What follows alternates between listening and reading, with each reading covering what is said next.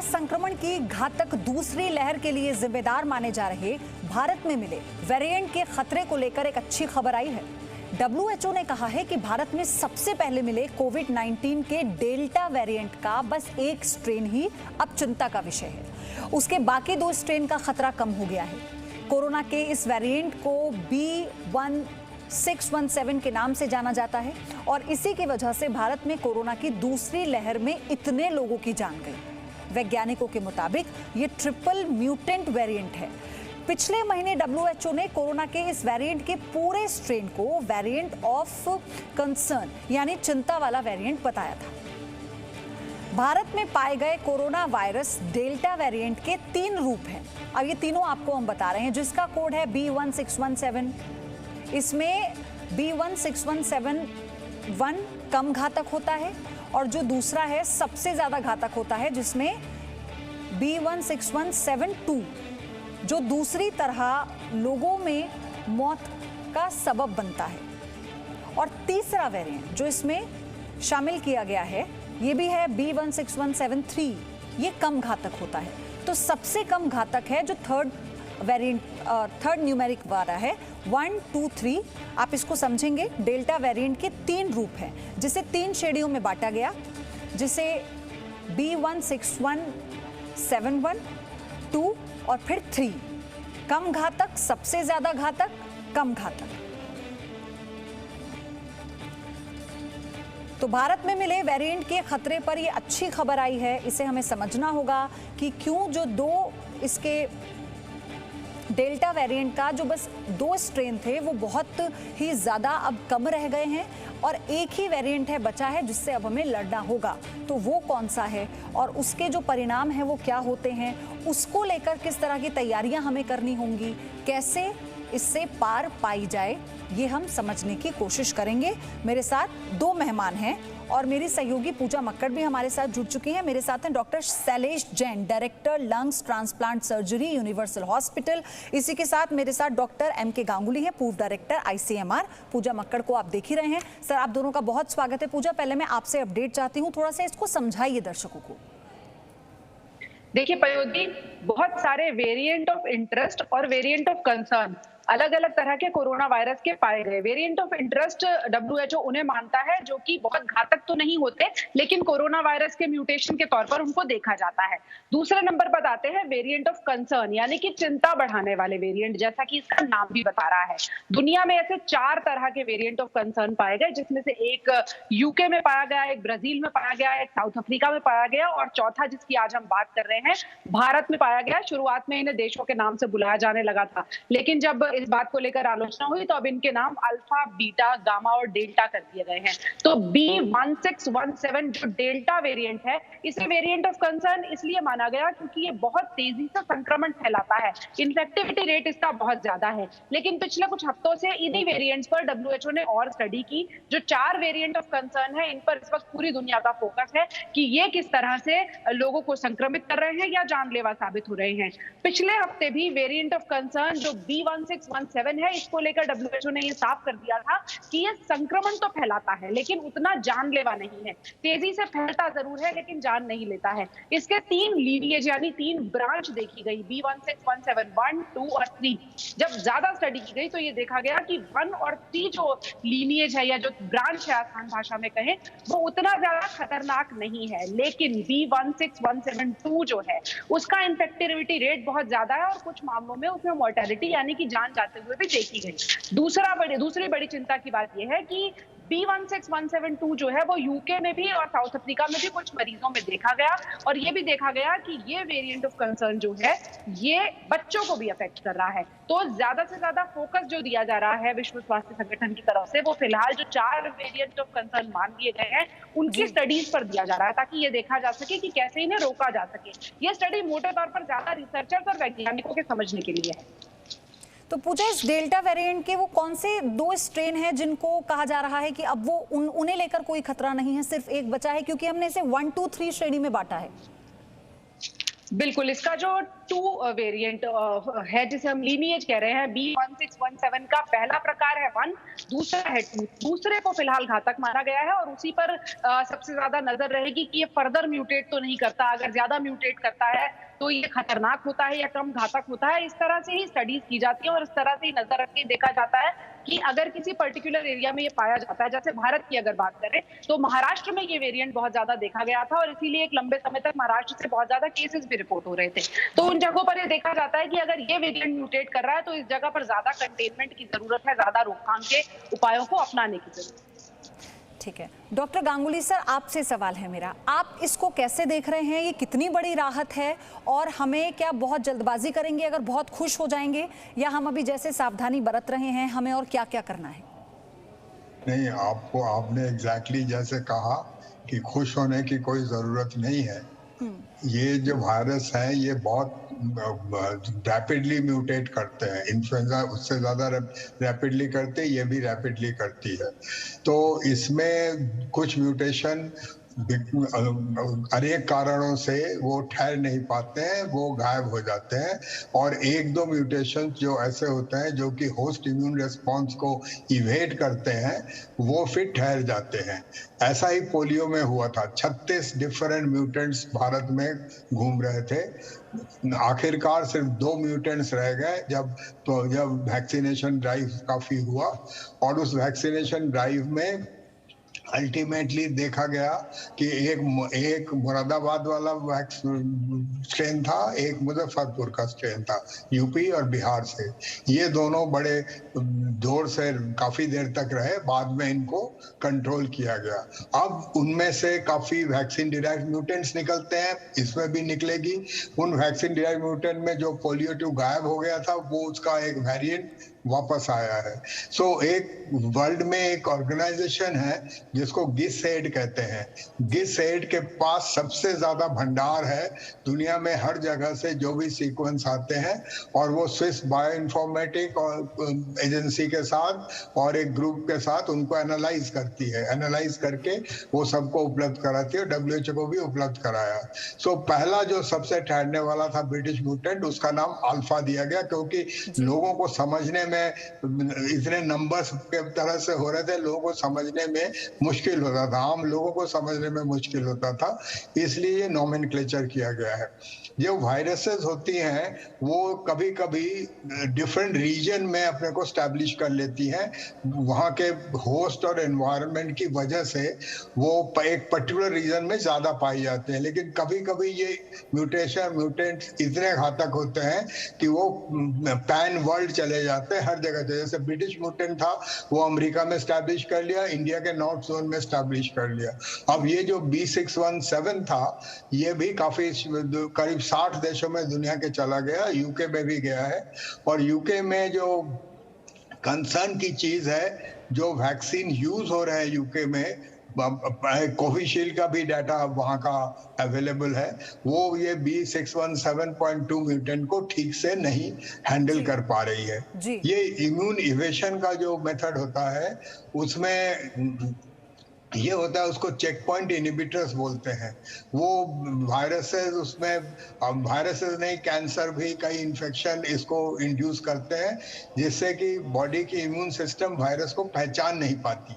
सो इसलिए वायरस उसको काफी दूर तक इवेट करता है। लेकिन अच्छी बात यह है कि अभी तक जो वैक्सीन्स हैं, चाहे कुछ परसेंटेज कम इम्यूनिटी देते हो, लेकिन ओवरऑल अभी तक बचाए रखा है इन्होंने। बट B617.2 का माउंट सिनाई में कुछ वो है, वहां पर इसका इन्होंने बना लिया है। इवन मॉडर्ना ने बना लिया है। काफी लोगों ने B617 का म्यूटेंट का वैक्सीन कैंडिडेट बना लिया है। अब बाद में ये जो दिया जाएगा लोगों को, जो बूस्टर दिया जाएगा, उसमें परहैप्स ये चीजें उसमें शामिल होंगी।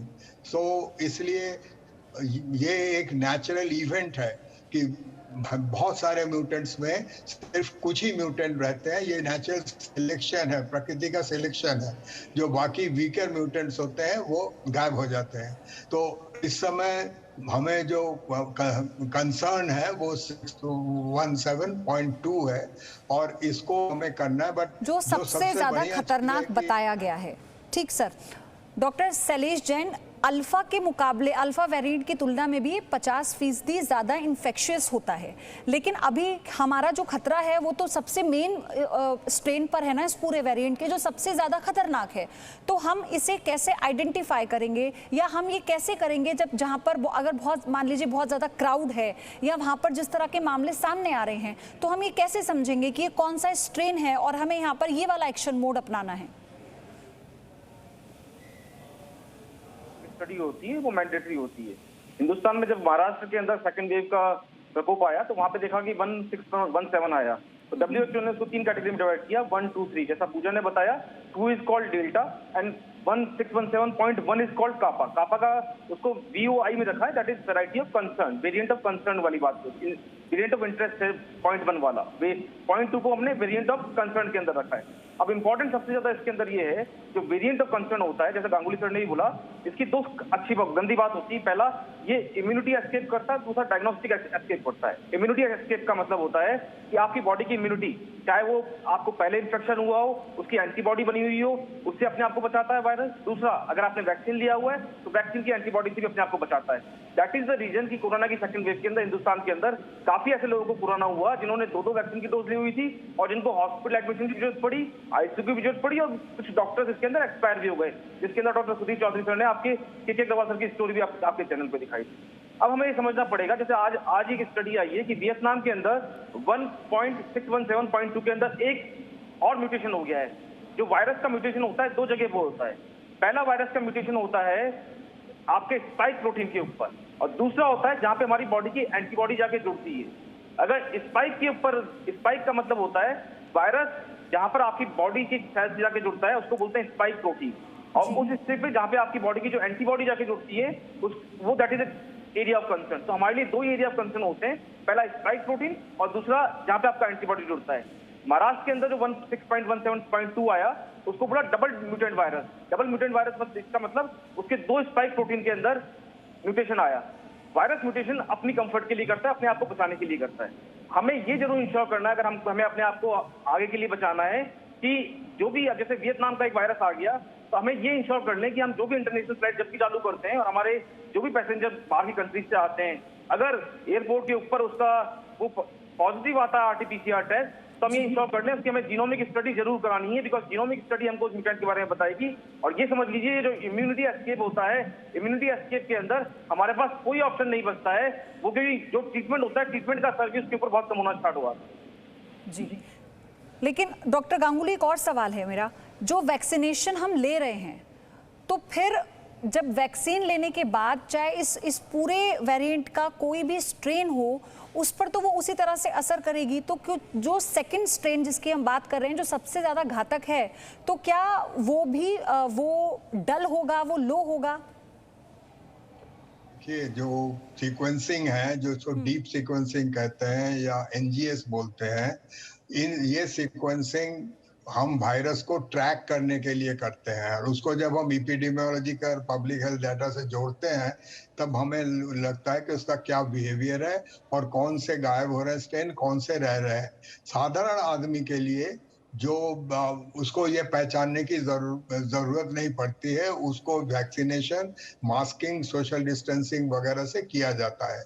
अब ये जो एक अच्छी राहत की चीज है कि अभी तक जो वैक्सीन यूज हो रहे हैं, अभी तक वो कामयाब हो रहे हैं। आपने देखा कि आज यूके में एक भी मौत का वो नहीं हुआ, एक भी मौत रिपोर्ट नहीं हुई, और यूके में ये घूम रहा था, इंडियंस के थ्रू गया था यूके में ये घूम रहा था, और वैक्सीनेशन से उन्होंने इसको कंट्रोल कर दिया। हालांकि डिफरेंट म्यूटेंट्स डिफरेंट वैक्सीनेशन से डिफरेंट तरीके से न्यूट्रलाइज होते हैं। साउथ अफ्रीकन म्यूटेंट 50% होता है, और ये वाला म्यूटेंट थोड़ा सा कम, करीब 30-40% होता है। लेकिन बॉडी में कई तरह की इम्यून सिस्टम्स होती हैं।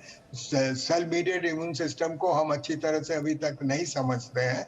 अच्छे टेस्ट भी, उनके कामयाब टेस्ट अभी नहीं हुए कि जो पॉपुलेशन में यूज किया जाए, लेबोरेटरी में यूज किया जा सकता है। तो इस तरीके से हमको पता चल सकता है कि वेदर ये, बट इस वक्त जो मैं मैसेज देना चाहूंगा कि वैक्सीन कामयाब है, लेकिन फ्यूचर के लिए ये जो है, ये जरूरी है कि हम म्यूटेंट्स के अगेंस्ट में वैक्सीन बनाएं और उनको यूज करें। एक चीज जो अभी बोला गया था, मैं एक खुलासा देना चाहूंगा कि जो 6 डिफरेंट पॉइंट्स है वायरस में, वो हैं डिफरेंट एरियाज में होस्ट रिसेप्टर पर लगते हैं, और इनमें जब म्यूटेशन एक क्लस्टर में होता है तब वो म्यूटेशन काफी कामयाब म्यूटेशन होता है, क्योंकि वो फिर एस्केप कर जाता है। और सिर्फ ये ACE2 प्रोटीन रिसेप्टर में नहीं होता, एक फ्यूरान का एरिया है इस वायरस में जो इसके लिए बड़ा स्पेसिफिक एरिया है। ये एक बीटा इंटीग्रीन नाम की एक रिसेप्टर होती है जो कि ज्यादा खतरनाक रिसेप्टर है, उसमें जाके जुड़ के काफी सेल में परटर्बेशन करती है। लेकिन मैं इस मैसेज से वो करूंगा कि अभी नए डायग्नोस्टिक टेस्ट भी आ रहे हैं। जो फूजी फिल्म एक कंपनी बन गई है, ये इसने डायग्नोस्टिक टेस्ट बनाए हुए हैं जिससे कि आप सीधे वायरस में जो मेजर म्यूटेंट सर्कुलेट कर रहे हैं उनको आप आइडेंटिफाई कर सकते हैं। ये RT-PCR टाइप का ही टेस्ट होता है, हर कोई लेबोरेटरी में लगा सकता है, इसके लिए सीक्वेंसिंग की जरूरत नहीं होती है। इस वक्त हमें घबराने की जरूरत नहीं है। ये एक टूल है जिससे कि हमको इस वायरस को ट्रैक करना है, ये इसके क्लिनिकल प्रोफाइल्स देखनी है, और जो डॉक्टर्स मरे हैं, 900 से ज्यादा डॉक्टर्स मरे हैं चारों तरफ, वो इसलिए मरते हैं बेचारे कि उनको एक्सपोजर बहुत हाई कंसंट्रेशन ऑफ वायरस से होता है। ये हमने ट्यूबरकुलोसिस में भी देखा हुआ। हम लोगों को करीब सब लोग इम्यून होते हैं, लेकिन जो डॉक्टर ऑटोप्सी करते हैं या सर्जरी करते हैं, बहुत हैवी डोज उनको मिलता है तो इम्यून सिस्टम टैकल नहीं कर पाती, उनको इन्फेक्शन होता है। बट ज्यादातर लोगों में जो ब्रेक थ्रू इन्फेक्शन है, अबाउट 98% 90 के ऊपर लोगों को ये बिल्कुल सिम्टम बहुत कम होता है या बिल्कुल बचे हुए रहते हैं। सो हमें घबराने की चीज नहीं, अभी तक वैक्सीन काम कर रहा है। 8 महीने 9 महीने बाद क्या होगा हम अभी नहीं बदला सकते, लेकिन हमको इनको ट्रैक करना है, और अगर म्यूटेंट ऑफ कैसे वैक्सीनेशन आगे चलेगा ये हमें इससे भी सुनिश्चित करना होगा। पूजा, घबराने की बात नहीं है, लेकिन ये खुशखबरी हमारी तब वाजिब होगी जब हम अपना वैक्सीनेशन जो प्रोग्राम है उसे और तेजी से बढ़ाएंगे, क्योंकि तभी किसी भी तरह का जो वेरिएंट है या उसका कोई भी स्ट्रेन है वो तभी वीक होगा। सीधी सी बात। बिल्कुल, देखिए पयोधी, अभी तक जो वैक्सीन भारत में लगाई जा रही है, चाहे वो कोवैक्सीन हो या कोविशील्ड, उन दोनों की स्टडीज ने ये बताया कि जितने भी वेरिएंट अभी आ रहे हैं उन पर ये वैक्सीन काम कर रही हैं। खासतौर पर B1617 पर कोवैक्सीन की स्टडी आई जिसने ये बताया कि उस वेरिएंट के खिलाफ भी ये वैक्सीन काम कर रही है। यानी अगर आपको ये वैक्सीन लगी हुई है और आपको इस वायरस का संक्रमण होता है तो उससे भी आपको ये बचा लेगी। लेकिन कंसर्न ये है कि अगर कोई नया वायरस म्यूटेशन आता है तो उसकी स्टडी होती रहनी चाहिए, जीनोम सीक्वेंसिंग और जो बाकी टेस्ट हो रहे हैं उनके जरिए, और साथ ही साथ अगर वैक्सीन को मॉडिफाई करना पड़े या नई वैक्सीन ही लानी पड़े तो उसके लिए रिसर्च तैयार रहे। तो जो आज हम देख रहे हैं, जो चर्चा हो रही है कि 4 वेरिएंट ऑफ कंसर्न हमें मालूम है, कौन सा कितना घातक है कितना नहीं है ये हमें मालूम है। इसका मतलब ये है कि जो तमाम रिसर्च है, चाहे भारत की हो चाहे ग्लोबल लेवल पर हो, वो सही दिशा में जा रही हैं, वो म्यूटेशंस को सही वक्त पर पकड़ रही हैं, उनको एड्रेस कर रही हैं और उसके हिसाब से अपनी स्ट्रैटेजी को भी बदल रही हैं, नई वैक्सीन भी ला रही हैं, जरूरत पड़ने पर वैक्सीनेशन को तेज भी किया जा रहा है। डॉक्टर शैलेश जैन, जो वैक्सीन कॉकटेल रिसर्च की हम बात कर रहे हैं इस वक्त देश में, क्या ये उसमें भी फिर हेल्प करेगा? का मतलब कि आपने पहले एक वैक्सीन दूसरा लगाया, उसके बाद दूसरा वैक्सीन मिक्स कर दिया, मतलब पहला कोवैक्सीन लगाया, उसके बाद कोविशील्ड लगाया, या कोविशील्ड पहला लगाया, दूसरा आपने स्पुतनिक लगा दिया। इसके बारे में अभी कुछ भी कहना बहुत जल्दी होगा कि वो एंटीबॉडी को बना पाएगा या ऐसा एंटीबॉडी बना पाएगा जो वायरस के म्यूटेंट के ऊपर भी असर करेगा, ये अभी कहना बहुत जल्दी होगा। इसमें मैं गांगुली सर की बात है, जो गांगुली सर ने ट्रैकिंग के लिए बोला, एक बात को छोटी ऐड करना चाहूंगा। हमें जैसे दिल्ली के अंदर कोविड का हमने प्रकोप देखा तो हमें एक सीरो सर्वे और कराना चाहिए कि किस पर्टिकुलर एरिया के अंदर हर्ड इम्यूनिटी आ रही है और किस पर्टिकुलर एरिया के अंदर एंटीबॉडीज डेवलप नहीं हो रहे हैं। और there is no doubt about it, जैसा पूजा ने बोला, हमें वैक्सीनेशन की रफ्तार को जितना ज्यादा तेजी से हम कर सकते हैं, because that is the only tool जिससे आप बच सकते हैं। That is a sort of, या फिर आप कोविड अप्रोप्रिएट जो बिहेवियर है, जिसमें गवर्नमेंट ने बार बार आपको बोला है कि आप मास्क पहनिए, अपने हाथ को सैनिटाइज कीजिए और सोशल डिस्टेंसिंग कीजिए, that is the only way to protect yourself from the COVID disease. और अभी कोई और ऐसी बातें जो आप बताना चाहें, मैं चाहती हूँ थोड़ा सा समय बचा है आखिर में, और किन बातों का हमें ध्यान रखना बहुत ज़रूरी है। मास्क, 2 गज की दूरी का पालन तो कर ही रहे हैं लोग, लेकिन अभी और कैसे घर में रहकर, स्पेशली बच्चों को लेकर भी डर है, तो मैं चाहती हूँ आप थोड़ा सा इसके बारे में फटाफट से बता दें। देखिए, 2 लेवल के ऊपर हमें काम करना है, समाज के लेवल पे और सरकार के लेवल के ऊपर। समाज के लेवल पे आपको ये करना है कि आपको कोविड अप्रोप्रिएट बिहेवियर को फॉलो करना है। अगर आपको जब भी मौका मिलता है वैक्सीनेट कराने का, वो जल्दी जल्दी आप वैक्सीनेट करा लीजिए, बिकॉज जितना जल्दी आप वैक्सीनेट कराएंगे, पहली डोज के बाद आपकी इम्यूनिटी नहीं आती, आपकी इम्यूनिटी सेकंड डोज के बाद आती है, पहली चीज। सरकार के लेवल पर हम ये जरूर, जैसा गांगुली सर ने बोला, ट्रैकिंग जरूर करें, चाहे हम जीनोमिक स्टडी से करें या किसी और तकनीक से करें। हमें जरूर ये देखें कि कोई बाहर के देश से हमारे यहाँ नया म्यूटेंट तो नहीं आ रहा है, बिकॉज ये समझिएगा, वायरस म्यूटेट बॉडी के अंदर करता है, वायरस म्यूटेट बॉडी के बाहर नहीं करता है। तो जब भी म्यूटेशन आएगा, हमारे यहाँ जो ऑलरेडी म्यूटेशन होना था, इसके आगे म्यूटेशन जो आएगा वो बाहर के देश से आने की संभावना ज्यादा होती है, बिकॉज वायरस हर सोशो इकोनॉमिक रीजन के हिसाब से अलग अलग बिहेव करता है, बिकॉज आपकी खुद का जेनेटिक अलग होता है, आपका डेमोग्राफिक पॉपुलेशन का वो अलग होता है, तो वायरस हर जगह अलग म्यूटेट करता है। तो हमें ट्रैकिंग जरूर करना है। तीसरा, हमने जो सेकंड वेव के अंदर महसूस किया कि हमारा इंफ्रास्ट्रक्चर वीक है, हमारे पास ऑक्सीजन की कमी है, हमारे पास बेड की कमी है, वो हमें और बेहतर इंप्रूव करनी चाहिए। और चौथा, आप ये बिल्कुल समझ लीजिए, अगर आपको इस सीजन के अंदर बुखार होता है, until unless proven otherwise, because ये जो 0.2 वाला वेरिएंट था, ये भी डायग्नोस्टिक एस्केप कर रहा था। डायग्नोस्टिक एस्केप का मतलब आपने आरटी-पीसीआर करा लिया, बट आपका टेस्ट पॉजिटिव नहीं आ रहा, but still you are COVID positive.